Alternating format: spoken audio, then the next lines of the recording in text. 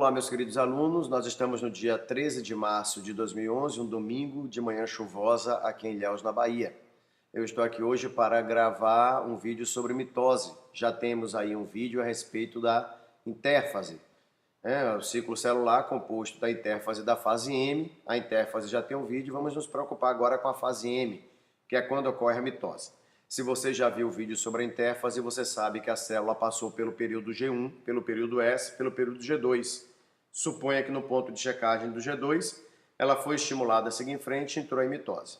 Alguns alunos têm dificuldade em entender mitose, mas não tem motivo, porque a mitose, na verdade, é simples. Por que a mitose é simples? Porque, basicamente, na mitose, o que a célula tem que fazer é separar metade do DNA para um lado, metade do DNA para o outro, e então partir a célula ao meio, para gerar duas células geneticamente idênticas. Bom, é simples assim, a lógica é separar metade do DNA para um lado, metade do DNA para o outro e partir a célula ao meio. Agora, onde é que estão os detalhes? Primeiro, vamos pegar o ser humano como exemplo. Um ser humano saudável tem 46 cromossomos no núcleo de suas células. Depois do período S, você já viu o vídeo de intérfase, então você sabe isso. Depois do período de intérfase, o DNA foi duplicado. Então, cada cromossomo antes do S tinha um DNA. Agora, cada cromossomo tem 2 DNAs. Ou seja, após o período S, haverá numa célula humana 46 cromossomos com 92 moléculas de DNA. Então, perceba que o trabalho da célula não é pequeno. Ela vai ter que separar 46 moléculas de DNA para um lado e 46 moléculas de DNA para o outro. Qual é o risco? O risco é que a molécula de DNA é muito comprida e fina. Como são muitas moléculas de DNA sendo movidas, poderia acontecer de uma embaraçar na outra e quebrar. Então você verá que a célula vai ter uma estratégia para evitar que na hora de mover o cromossomo, com seu DNA, que o DNA venha a sofrer danos. Haverá uma estratégia para evitar esse dano. Uma outra situação é que essa separação, como eu falei, tem que ser exata. Metade do DNA para um lado, metade para o outro. Porque entenda, na divisão celular não vai ter problema nenhum se for um pouco mais de mitocôndria para um lado do que para o outro. Não tem problema se for um pouco mais de Golgi, de retículo, enfim. As organelas não precisam ser separadas com exatidão, metade para cada lado. Pode ir um pouco mais para um lado do que para o outro e não haverá problema. Mas o DNA não pode ser assim. A separação do DNA tem que ser exata. Metade para um lado, metade para o outro. Então a célula vai ter também um mecanismo de controle para garantir que se mova exatamente metade para cada lado. É claro que esse mecanismo de controle não é infalível, mas a consequência de mais DNA para um lado do que para o outro vai ser uma mutação grave, que pode levar inclusive a célula à morte. Então nós vamos agora ver as etapas da mitose, porque a mitose foi didaticamente dividida em etapas, para que ficasse mais fácil do aluno compreender os seus eventos. Vamos ver essas etapas da mitose a partir de agora.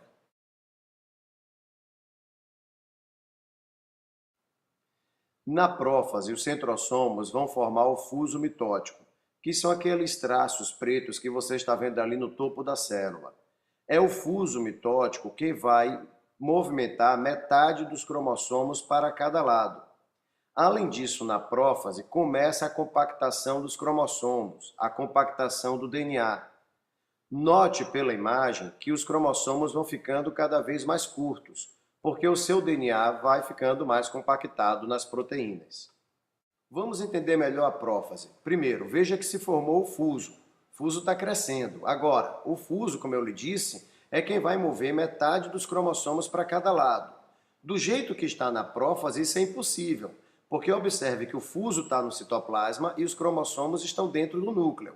Então, eles vão ter que se encontrar. Esse é um problema que terá que ser resolvido na próxima etapa, o encontro do fuso com o cromossomo. Um outro evento que acontece na prófase é o início da compactação do DNA, da compactação do cromossomo. Mas o que é isso? Lembre do que eu lhe disse, tem que mover o DNA sem quebrar. Para o DNA não quebrar quando for movido, a estratégia da célula é enrolar bastante o DNA em proteínas. O DNA em célula eucarionte já costuma estar apoiado em proteínas, mas quando inicia a mitose e a meiose, esse DNA fica enroladíssimo nas proteínas. E é isso que a gente está chamando de compactar o DNA. Seria como se você pegasse vários fios de lã e primeiro enrolasse em novelos para depois mover os novelos. É essa a estratégia da célula. Deixar o DNA bastante enrolado em proteínas, bastante compactado, para depois poder mover sem quebrar. Vamos agora ver a próxima etapa, que se chama prometáfase. Antes de mais nada, um recado sobre prometáfase. Talvez o seu professor não tenha citado a prometáfase como uma etapa da mitose.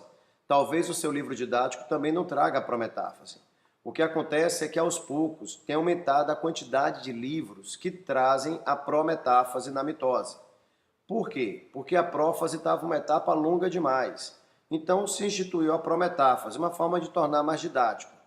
Se o seu professor, se o seu livro, se você está fazendo um exercício que não cita a prometáfase, considere que tudo que será aqui descrito nela ainda faz parte da prófase, tá certo?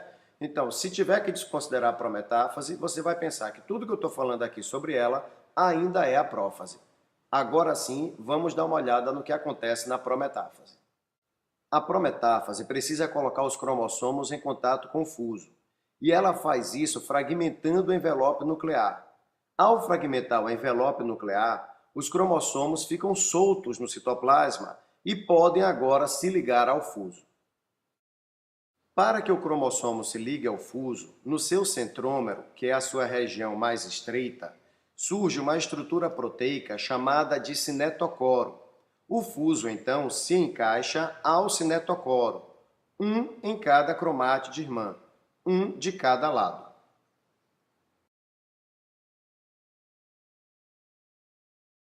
Tudo bem, os cromossomos agora já estão unidos ao fuso, mas note que não está muito organizado. Um está para um lado, o outro está para o outro, a coisa está desorganizada.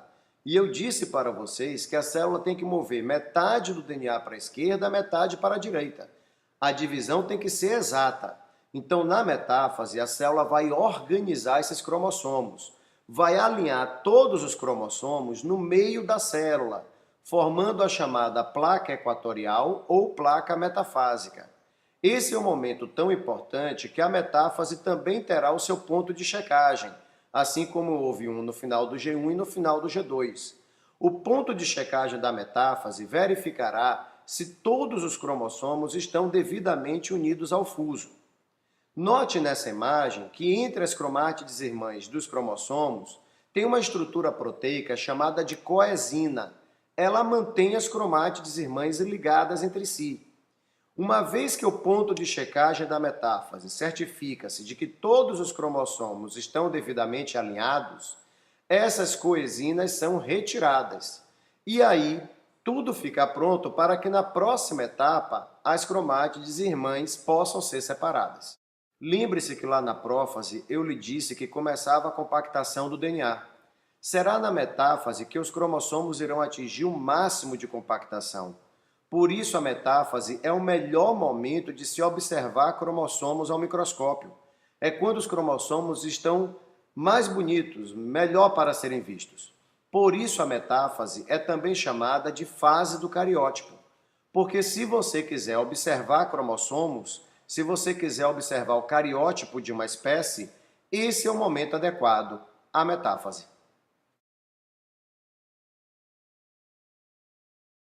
DNA devidamente compactado para que possa ser movido sem quebrar. Cromossomos alinhados no meio da célula e verificados. Agora, então, a anáfase está pronta para poder separar metade do DNA para cada lado. O fuso de um lado vai puxar para o seu lado, o fuso do outro lado puxa para o seu lado, rompe o centrômero e separa as cromátides irmãs.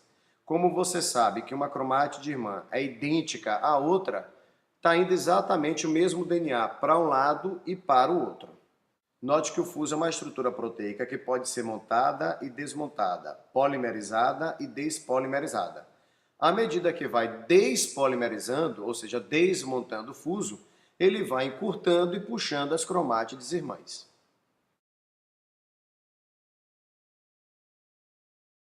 Agora, na telófase, a célula descompacta o DNA, não precisa mais que ele fique tão compactado, mesmo porque quando o DNA está compactado demais nas proteínas, a célula não consegue transcrever os seus genes, Então precisa descompactar esse DNA para que a célula possa voltar à sua atividade normal no período G1.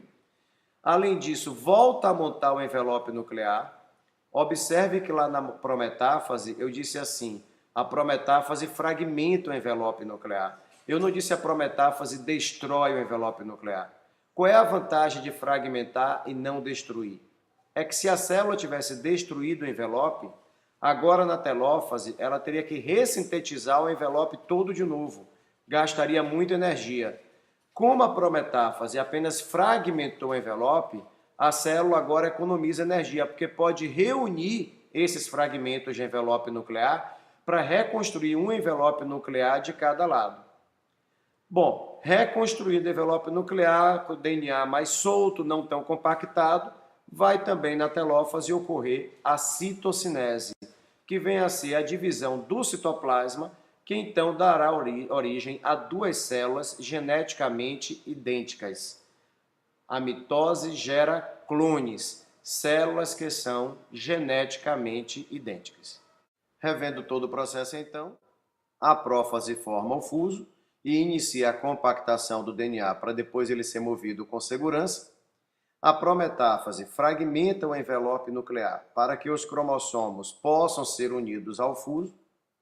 A metáfase vai alinhar todos os cromossomos no meio da célula, como forma de organizar, para que a anáfase possa então separar metade das cromátides irmãs para cada lado. Depois, na telófase, o DNA volta a se descompactar, refaz o envelope nuclear e ocorre a citocinese, que parte o citoplasma em dois, gerando duas células geneticamente idênticas. Esse é o processo de mitose simples e bonito. Até a próxima aula. Esse vídeo foi útil para você, ajudou você a entender mitose? Então me ajude também a produzir mais vídeos, a eu ter tempo de escrever apostilas, de fazer animações de biologia, para que eu possa disponibilizar tudo isso gratuitamente na internet em maior quantidade, para que eu possa produzir com maior frequência. Qualquer valor que você colaborar já estará me ajudando a aprofundar esse trabalho e a produzir mais materiais. Muito obrigado.